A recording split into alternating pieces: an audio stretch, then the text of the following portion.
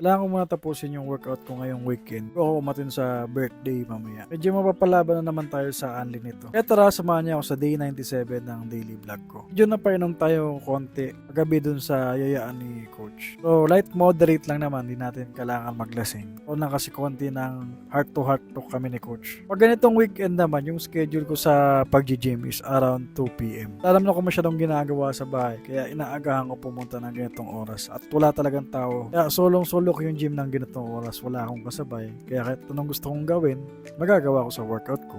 Kailangan matutulog dito sa gym kasi mahangin at medyo malamig pala ng ganitong oras. Nga nila, pag ganitong oras mainit. Pero mali yun, kasi yung simoy ng hangin pagdating dito sa Montalban. Ito rin advantage kaya mahangin kasi nasa second floor sila. Matatanaw mo yung mga mountain dito sa may Montalban. Kaya mahangin talaga. Tama ko nga pala dito si Bunso mag-workout, tumabol din siya ng mga ilang exercises niya. Hindi na rin siya makapag-workout mamaya, may lakad pa kami. Inesting niya maglambitin para malaman niya kung gumagaan na ba talaga siya. At ito, nakarating na kami dito sa may parking ng Ayala Pilis sa may Pasig. Akit na kami ng mall. Dahil ayaw namin magluto at maghanda sa bahay, naisipan na lang namin kumain sa labas at i-celebrate ang birthday ni Mrs. sa restaurant na buffet. Para din siyang Vikings yung pupuntahan namin, pero ang pangalan ng restaurant is Tongyang. Lokit nyo nga pala yun sa may third floor. Ay kita mo yung ngisi ni Mrs. dito dahil mapapalaban na naman siya sa only kainan mamaya. Ito, nagpapaline up na ako dahil 8 kami, nakapasok kami dun sa previous nila na birthday of the day, libre na, at birthday of the month. So, 2 yung libre namin, instead na 8 yung babayaran ko, 6 na lang.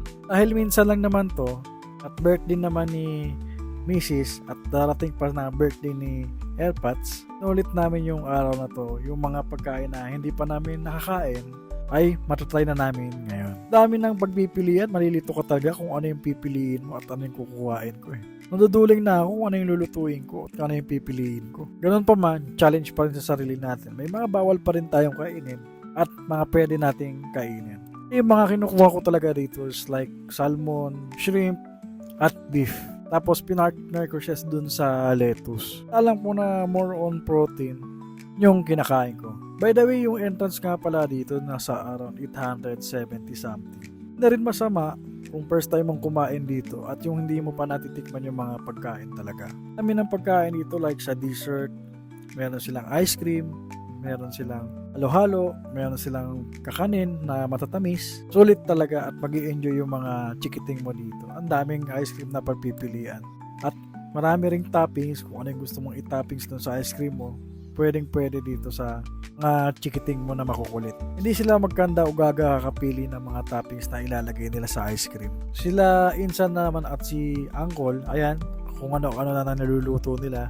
Luto na sila ng hipon, pork, chicken, at kung ano-ano pa.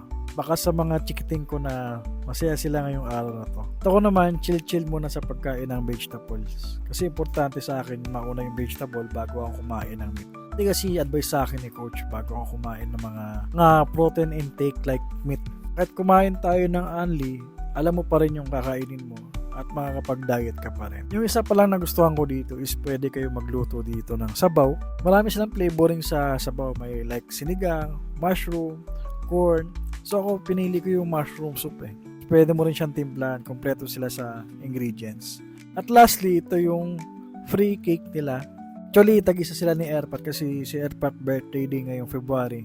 Kaya sinabay na namin. Sabi ko nga kay Airpat, ito na yung celebration mo pa, kasabay na. Yung baby ko naman, pinapapak niya na yung birthday cake ng papa ko. Kaya solid ngayong araw na to. Kasama ko ang aking pamilya. Family time is family time talaga. Realize ko rin kasi yung panahon na busy ako, hindi ko na ilalabas yung mga magulang ko. Ganitong pagkakataon sa buhay natin, dapat natin i-celebrate talaga at magsaya. Dahil yung buhay natin, hindi natin masabi kung kailan lang tayo dito sa mundong ito. Ito, kape-kape lang muna tayo. Tayo din natin magkape. Dahil next week, back to regular days na naman tayo. Bawal na tayo mag-ice coffee. Dahil maaga nga kami natapos dito sa Tongyang. itit pa namin itong mga kids doon sa time zone. Lumalabas talaga kami, gusto ko lagi masaya yung mga chikiting ko. Na-experience na itong ganitong bagay hanggat bata pa sila. Kabanding mo kasama ang iyong mga pamilya. Siguro mga kabilog, hanggang dito na lang tong videos na to. Medyo mahaba-haba pa kasi i-drive na itong mga chikiting natin. Ang mabata pa lang pero ang gagaling na maglaro ng mga ganitong games. Kita mo sa mga mukha nila kung gaano sila kasaya ngayong araw na ito.